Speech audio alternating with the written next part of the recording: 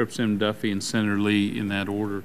Congressman Campbell. All right, thank you. And because votes have called, I won't take the full 5 minutes. So I'll just ask one question. The title of this hearing is, why have economic growth and job creation remain weak, and what should Congress do to boost them?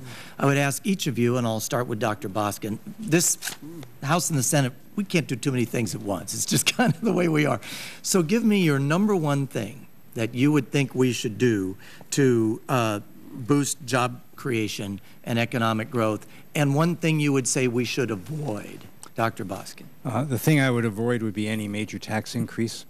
Second thing, the first thing I would do would be to try to have a credible commitment to serious fiscal consolidation as the economy phased in.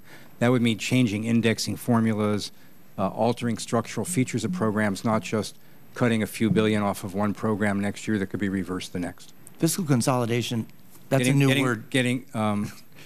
Primarily getting spending headed down as the economy recovers. Okay. Growth of spending heading down, the spending GDP ratio heading down. All right, Dr. Goolsbee.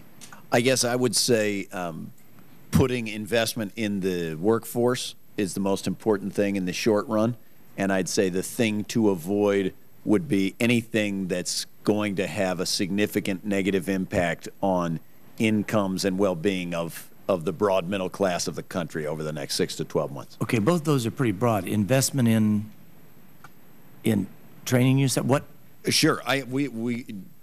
What is that? Quite specifically, federal R&D spending, I think that we should not just not cut it, that we should increase it. I think investments in economically important infrastructure, which are not all roads and bridges, I think, but a lot of the shipping, container ports, and that type of infrastructure is important. Okay, and then the thing you said we should avoid was what? Anything that has of that. Well, tax increases on the middle class would be one. Okay. Things that are depressing the wages of the middle class, or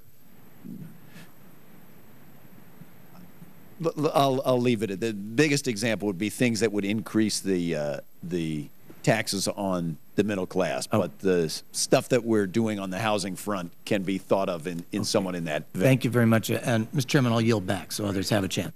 Thank you, Mr. Campbell.